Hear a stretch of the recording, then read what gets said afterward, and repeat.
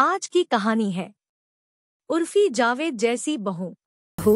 कम से कम इतने तो कपड़े पहन के शरीर ढक जाए। मम्मी जी, ये आजकल का ट्रेंड है, आप नहीं समझेंगी। तेरा नाम बर्फी है, तो उर्फी जावेद बनने की कोशिश मत कर, नहीं तो हमारे कर्म ही फूट जाएंगे। क्या तूने सोच ही लिया है कि हमें इस मोहल्ले से निकलवा कर ही मानेगी?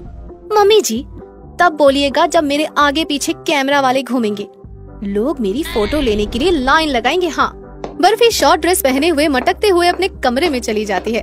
कल के लिए कुछ न्यू ड्रेस बनवा लेती हूँ, हर जगह मैं नजर आऊंगी। चलो चलती हूँ मास्टर जी के पास। बर्फी शहर के सबसे बड़े मास्टर के पास जाती है और कहती है, ओह मास्टर जी, मुझे अर्जेंट में एक ड्रेस बनवानी है। अभी मुझे परेशान मत करो, मेरे पास टाइम नहीं है। मास्टर जी, आप तो ऐसे कह रहे हैं जैसे सही में मनीष मल्होत्रा हूँ। सब आपको इस शहर का मनीष मल्होत्रा कहते हैं, लेकिन आप हो नहीं। आप इस बर्फी का ड्रेस बनाने से मना कर रहे हैं, एक दिन आप बहुत पछताओगे। हाँ।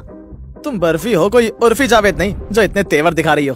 बर्फी मास्टर को मुंह चिढ़ाकर चली जाती है। रास्ते में सभी बर्फी को देखकर आपस में बातें करने लगते हैं और बर्फी सोचती है, सब मुझे ही घूर रहे हैं, मेरी अदाओं और कपड़ों से सब मुझे उर्फी जावेद समझ रहे हैं।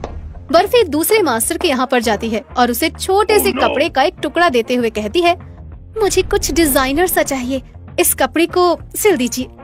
मास्टर कपड़ा देखकर मन ही मन सोचता है, ये कपड़ा है या कोई लीरा, इससे तो मैं अपना रुमाल भी न बनाऊं। ये तो उर्फी जावेद की भी मां लग रही है।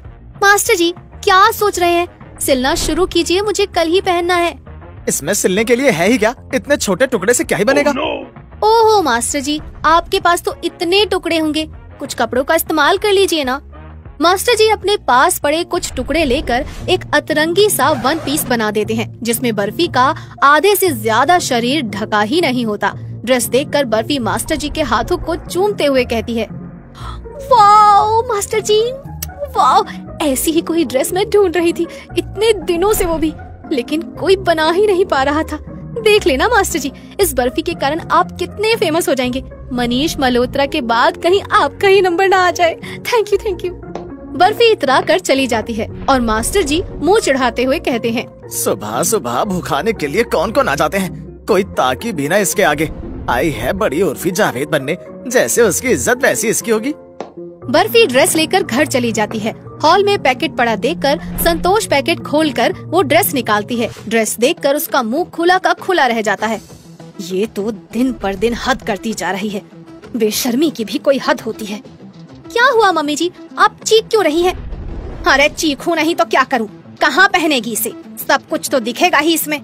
मैं कभी ये नहीं सोचती हूँ कि क्या दिखेगा और क्या नहीं, मैं बस फैशन और ट्रेंड को फॉलो करती हूँ, समझी मम्मी जी। अगले दिन बर्फी अपने पति साहिल के साथ न्यू ड्रेस पहनकर घूमने के लिए निकल जाती है। बर्फी को इतने ओपन ड्रेस में देखकर सब अपने घर और दुकान से निकलकर बर्फी को देखने के लिए खड़े हो जाते हैं। क्या और दिख रही है? आ गए तो किसी भी पानी से न बुझे। कैसी औरत है ये भी क्यों पहनी हो? इसे भी उतार दो। लोग बर्फी और उसकी ड्रेस पर अलग अलग टिप्पणियां करने लगते हैं। तभी कुछ मीडिया वाले वहां पर आ जाते हैं और बर्फी की फोटो लेने लगते हैं। फोटो क्लिक करवा के बर्फी खुशी से पागल हो जाती है। फिर मीडिया वाले उसका इंटरव्यू लेने लगते हैं। मैडम, आप किसी सेलिब्रिटी से कम नहीं दिख रही हैं। आपको देखकर तो उर्फी जावेद भी एक बार कम पड़ जाए। ये सब आप लोगों का प्यार है बस।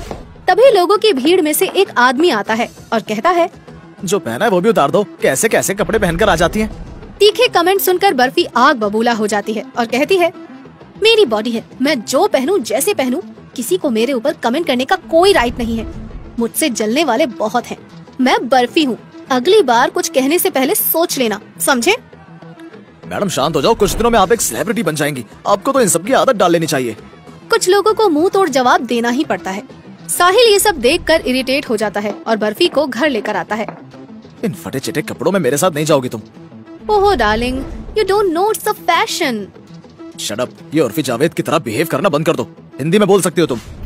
दिन बीतने लगते हैं और बर्फी पर उर्फी जावेद का भूत चढ़ता ही जाता है। संतोष और साहिल बर्फी की हरकतों से परेशान हो जाते हैं। एक रोज बर्फी इतराते हुए फटी हुई जीन्स का टॉप बनाकर मार्केट में निकल जाती है और एक दुकान पर जाकर कहती है, भैया मुझे चेंज मिलेगा क्या? ओ भिखारन, चल निकल यहाँ से। मैं ही मिलाऊं क्या तुझे? मेरी दुकानदारी खराब करेगी। ओहो भैया, मैं कोई भिखारी नहीं हूँ।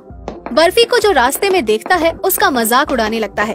तभी एक भिखारन बर्फी को देखकर कहती है, ये तो मुझसे भी बड़ी भिखारन है, इसके पास तो पहनने तक को कुछ नहीं है।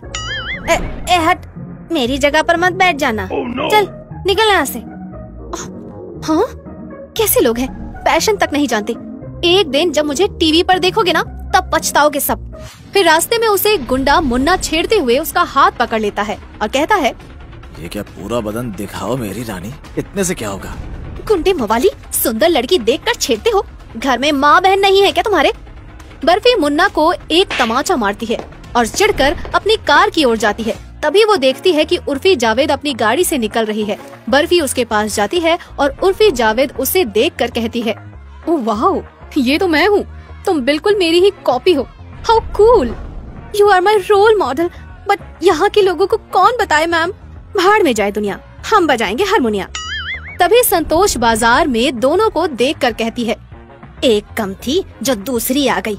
अरे बर्फी, अब तुझे घर आने की जरूरत नहीं है, तू इसी के साथ रहे अब।